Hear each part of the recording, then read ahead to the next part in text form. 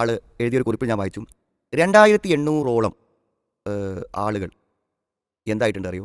ഈ ബാച്ച് സംഗമങ്ങൾ, അതായത് school ബാച്ചുകൾ, SLC batch, +2 batch, ഇത്തരം ബാച്ച് സംഗമങ്ങളിൽ പങ്കെടുത്ത് അവിടെ നിന്ന് പഴയ ബന്ധങ്ങളെ പുനഃസ്ഥാപിച്ച് ഓടിച്ചോടിപ്പോയ, അതായത് മക്കളെയും ഭർത്താവിനെയും ഒക്കെ ഇട്ട് ഇറങ്ങിപ്പോയ 2800ഓളം ആളുകളുണ്ട് ഈ കഴിഞ്ഞ വർഷങ്ങളിൽ കണ്ടെത്തിയ കണക്കിൽ എന്താണ് പറയുക. അപ്പോൾ എത്രമാത്രം അപകടകരമാണിത്.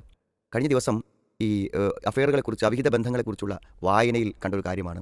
ഒരു വ്യക്തിയിൽ ഉണ്ടാകാവുന്ന ഏറ്റവും വലിയ അപകടമാണ് ഈ ആൺപെൺ ബന്ധത്തിലൂടെ ഉണ്ടാകുന്നതെന്നാണ്. വളരെ വലിയ ദുരന്തം തന്നെയല്ലേ.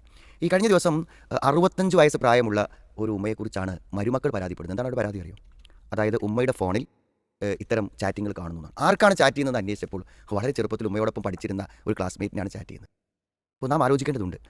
ഇത് സംഘടിപ്പിക്കുന്ന ആളുകളോട് നമ്മൾ വളരെ വിനീതമായി ചോദിക്കുന്ന കാര്യം, എന്താണ് നിങ്ങൾ ഇതുകൊണ്ട് ഉദ്ദേശിക്കുന്ന ഒരു നന്മ? അപ്പോൾ മുമ്പ് നമ്മളോടും പഠിച്ചവരോടൊരു സ്നേഹബന്ധം ജീവിതകാലം മുഴുവൻ നിലനിർത്താനാണോ? അങ്ങനെ ഒരു സംഭവമുണ്ടോ? നമുക്കൊരു ബന്ധവും ഒരു കൂടെ പഠിച്ചു എന്നതിൻ്റെ പേരിൽ അന്യരല്ലാതാകുമോ? എൻ്റെ ക്ലാസ്സിൽ നിന്ന് പഠിച്ചു എന്നുള്ളതുകൊണ്ട് ഒരു അന്യ സ്ത്രീ അന്യല്ലാതാകുമോ? ഒരു അന്യപുരുഷൻ അന്യരല്ലാതാകുമോ? അപ്പോൾ എന്താണ് ആ ബന്ധങ്ങളെ ലൈവായി കൊണ്ടുകൊണ്ട് കാര്യം?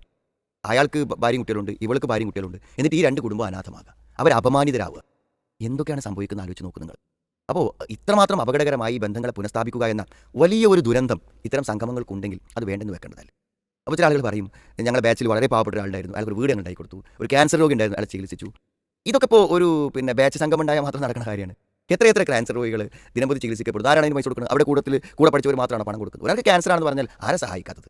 ഒരാൾക്ക് കിഡ്നി ഫെയിലർ എന്നാൽ ആരെ സഹായിക്കാത്തത്? ഒരാൾക്ക് അപ്പോൾ ഇയാൾക്ക് 10 20 കൊല്ലം മുമ്പ് പഠിച്ചു പോയ കൂടെയുള്ളവർ വരേണ്ടി വന്നോ ഒരു വീടുണ്ടാവാൻ? അയാൾക്ക് നാട്ടുകാരില്ലേ? മഹല്ല് കമ്മിറ്റിയില്ലേ? അയാൾക്ക് കുടുംബങ്ങളില്ലേ? ബന്ധുക്കളില്ലേ? അവരെ സഹായിക്കാൻ ആരൊക്കെയുണ്ട്? അപ്പോൾ സത്യത്തിൽ മനുഷ്യനെ തിന്മയിലേക്ക് കൊണ്ടുപോകാനുള്ള ഓരോ ആഘോഷങ്ങളും ഓരോ പരിപാടികളും അതിനുവേണ്ടി ഫോട്ടോ എടുത്ത് അതിനുവേണ്ടി കൂടി സംസാരിച്ച് എന്തൊരു അവസ്ഥയാണ് സമൂഹത്തിൽ വന്നുകൊണ്ടിരിക്കുന്നത്.